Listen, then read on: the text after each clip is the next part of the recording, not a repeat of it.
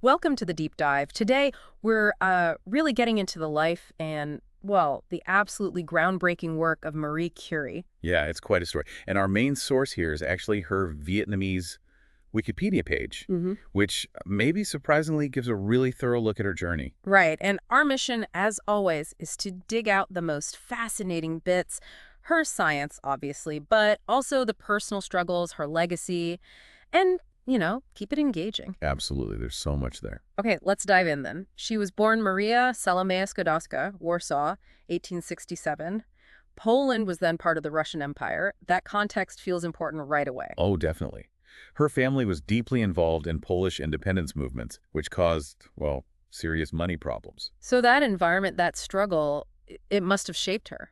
You'd have to think so. Resilience, maybe a sense of purpose, it seems likely. And her father being a physics and maths teacher, bringing lab equipment home. That's pretty unusual for the time. Hugely unusual. A very early hands-on intro to science, especially for a girl then. Mm-hmm. But there was also tragedy early on, wasn't there? Losing her mother and a sister. Yes, really significant losses at a young age. That must have been incredibly tough. Yeah. And the source mentions this might have affected her religious views, moving from Catholic to agnostic. It suggests that, yeah, big life events like that often reshape your worldview, don't they? True. But despite all that, she excelled in school. Gold medal, high school graduation, 1883. Clearly driven. Immensely talented and dedicated even then, and then this incredible pact with her sister. Right, working as a governess to pay for Bronislaw's medical studies in Paris. Exactly, with the plan that Bronislawa would then support her. It shows that determination to get an education, whatever it took. Amazing. And there's a mention of an unrequited love, Kazimierz Swarovski. Yeah, a little glimpse of her personal life, heartbreak. He became a well-known mathematician later on, adds a human touch, you know. It does. And we shouldn't forget the Flying University. Right, the secret, patriotic Polish university that actually admitted women. Hmm. Very brave. And getting real lab experience before even leaving Poland in her cousin's chemistry lab. Yeah, Józef Boguski. Yeah. And get this, he'd been an assistant to Mendeleev. Wow, Mendeleev of the periodic table. The very same. So a direct link to cutting-edge chemistry right there. Okay, so then 1891, she's 24, she finally gets to Paris. Joins her sister and brother-in-law. Must have taken incredible resolve, leaving home, heading to a foreign country for her studies. And she throws herself into it at the Sorbonne, physics, chemistry, mathematics. Completely. Yeah. And the source really emphasizes the financial struggles. She was intensely focused, sometimes even neglecting basic needs. Like food. Yeah, it sounds like it. That level of focus, almost self-neglect, Uh, it really shows her absolute commitment to science. It wasn't just about a degree. Incredible dedication. And she gets degrees in physics in 93, maths in 94. That's fast work. Astonishingly fast. And her first research project wasn't even radioactivity yet. No, it was magnetism and steel, right? Exactly. Solid grounding in classical physics. And then came the big meeting. Pierre Curie, introduced by a Polish physicist. That's right. And they just clicked. Shared passion for science. A real meeting of minds. He was lecturing at ESPCI Paris. Yes. Their intellectual connection seems to have been immediate. Though she hesitated about marriage initially, wanted to go back to Poland. She did. Very strong ties to her homeland. But Pierre was apparently willing to move with her. Shows how much he valued her and her goals. But Poland wasn't ready for her, it seems. Denied a position at Krakow University. Purely because she was a woman. Stark reminder of the sexism back then. Absolutely. So they got married in 1895. And the story about her wedding dress. Her dark blue outfit. Served as her lab coat, too. Talk about practical. And they enjoy cycling, travel. Probably need that escape from the lab sometimes. Okay, let's get to the really revolutionary stuff. 1897 onwards. Radioactivity. This is where it all changes. She was inspired by Röntgen's X-rays and Becquerel's discovery of those strange rays from uranium. And she chose that for her PhD thesis topic. She did. And crucially, she used a special tool, didn't she? The electrometer, developed by Pierre and his brother. Exactly. Super sensitive. It let her measure the tiny electrical charges produced by the uranium rays very precisely. And that precision led to the big insight. The huge insight. She found the activity depended only on the amount of uranium, not the chemical form, which meant... It wasn't a molecular thing. It had to be coming from the atom itself. Precisely. Radioactivity was an atomic property. That flew in the face of the idea that atoms were indivisible. A massive conceptual leap. Totally transformative. And she's doing this while starting a family. Irene was born in 97 and teaching to earn money. It's mind-boggling. The juggling act. And the conditions. Right, the lab was just a shed. Basically, yeah. Poorly ventilated, leaky, not exactly ideal. And crucially, they had no idea how dangerous the materials they were handling really were. Working with pitchblende and torbernite, they noticed something odd, didn't they? Very odd. These minerals were way more radioactive than the uranium content alone could explain. Meaning? There had to be something else in there, something much more radioactive. The key clue. Absolutely. And they also found thorium was radioactive, too. The field was just opening up. And this is when Pierre joins her research full-time. Yes, he saw how important her work was Yeah. and dropped his own research on crystals to help. A huge vote of confidence. They published quickly, too, right, to establish priority. Very savvy. Marie presented findings to the Academy of Sciences in April 1898. And then the new elements. First, polonium, July 1898, named very intentionally after Poland. A political statement and a scientific name. Absolutely, highlighting Poland's lack of independence at the time. And then radium, December 1898. Named for its intense rays, yeah. And she coined the term radioactivity itself. But finding them was one thing. Isolating them was another beast entirely. Oh, incredibly difficult. They had to process literal tons of pitchblende ore. Using differential crystallization. Can you explain that simply? Basically, you dissolve the material and let crystals form repeatedly. The radium salts crystallize slightly differently from the other stuff, so each step makes the radium part a bit more concentrated. But it's extremely laborious. And they only got a tiny amount initially. By 1902, just 1/10 of a gram of radium chloride.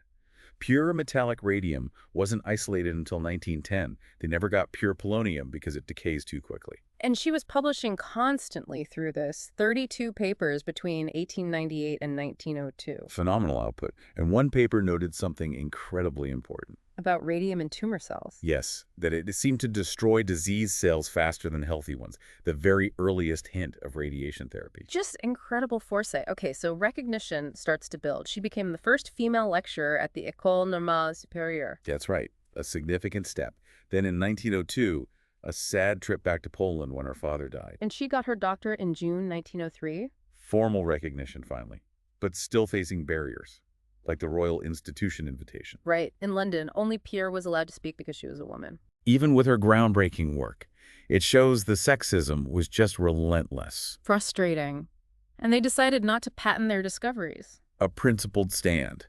They wanted the science to be open, though as the source notes, French law might have given Pierre the profits anyway. An interesting legal point. But then, the big one.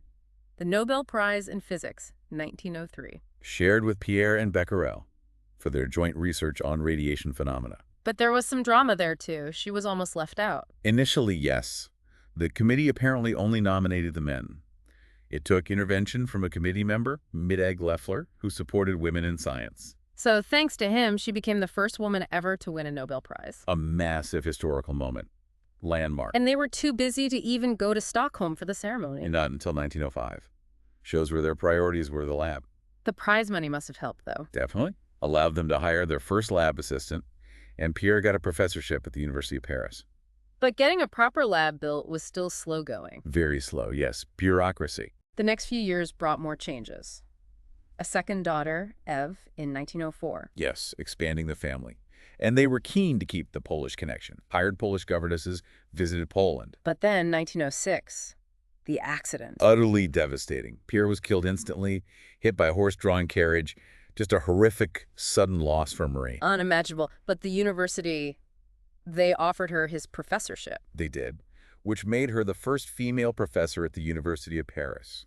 A huge milestone, born from tragedy, but recognition of her standing. And her focus became Creating a world-class lab in Pierre's memory, which led to her heading the new Radium Institute. a joint effort between the Pasteur Institute and the University of Paris. Right, and she kept working relentlessly. 1910, she finally isolates pure metallic radium. And defines the Curie, the unit of radioactivity. Named after both of them, yeah. A standard still used today. Yet still facing prejudice. Rejected by the French Academy of Sciences in 1911. Yes.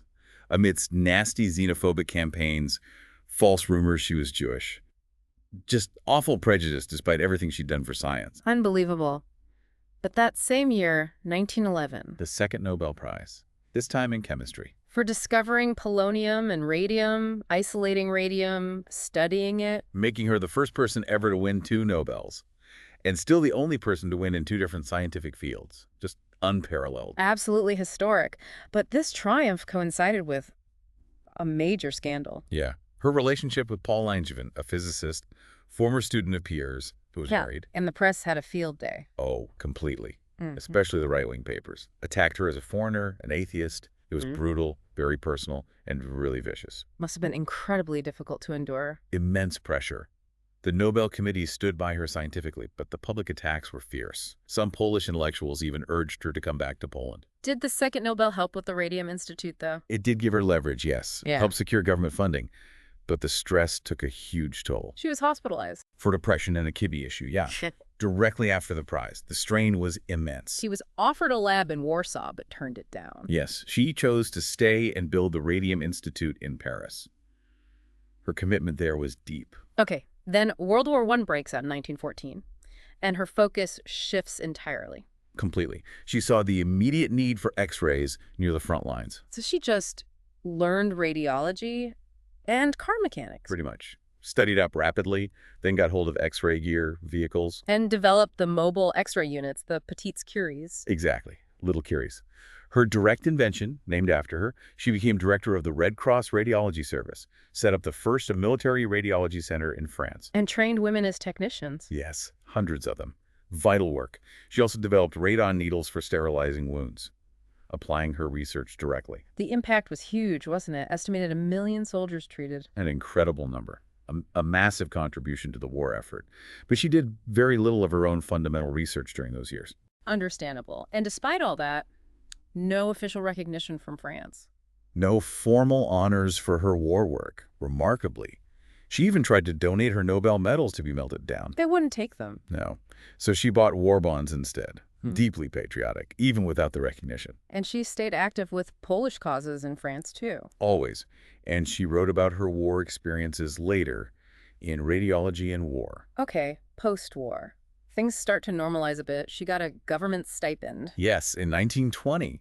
And then that big fundraising tour in the U.S. in 1921. Which was a huge success. Set up the Marie Curie Radium Fund. It was. She was famously presented with a gram of radium by President Harding. Though she turned down the Legion of Honor from France. She did, consistent with her character. But she was elected to the French Academy of Medicine in 1922. And she kept traveling, lecturing, Belgium, Brazil, Spain. Spreading the word about radioactivity.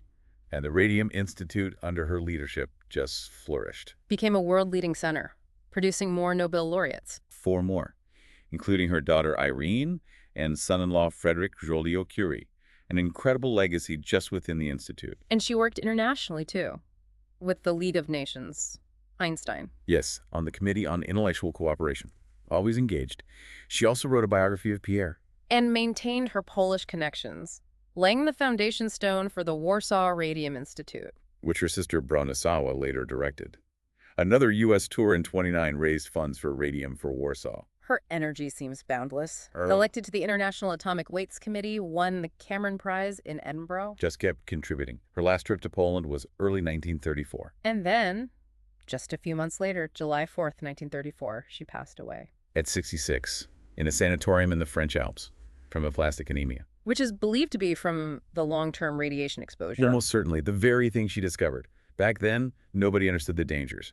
She carried radioactive samples in her pockets, kept them in her desk, fascinated by the glow. A tragic irony. It really is. And her body and Pierre's, when they were moved to the Pantheon in Paris in '95. They had to be sealed in lead coffins because they're still radioactive. It's a stark reminder. Even her notebooks from the 1890s are too radioactive to handle safely today. Wow. Her final book, Radioactivity, published after her death, Stands as her definitive work. Her discoveries just blew open physics and chemistry, led to understanding atomic structure, nuclear medicine, so much. and her impact beyond science as a role model for women. Immense. Yeah. Shattered so many barriers. Because an icon for women in science, for the feminist movement, and known for her character, too. Right, her honesty, integrity, modesty. Like returning her early scholarship money when she could afford it, donating Nobel Prize money, refusing to patent radium. Always putting science or institutions before personal gain. That famous quote attributed to Einstein. Yeah. That she was probably the only person fame couldn't corrupt. Says it all, really. And the honors just kept coming, posthumously, too. Elements units, minerals fellowships. The Marie Curie Actions Program in the EU is huge. Metro station, nuclear reactor in Poland, an asteroid. Her legacy is everywhere. Biographies, films, plays. Her story continues to fascinate. So yeah, wrapping up this deep dive. Yeah. It's just an extraordinary life, isn't it? Her achievements were monumental. Absolutely. And the sheer perseverance, facing sexism, xenophobia, tragedy, the dangers of her own work. Yet she just kept going. Her impact on science, medicine, the role of women, it's hard to overstate. She genuinely changed our world. Which leads us to maybe a final thought for you, our listener. What is it that drives that kind of relentless curiosity, that dedication against such odds? Think about how pursuing knowledge, even when it's incredibly hard, can fundamentally reshape everything and leave such a lasting mark on history.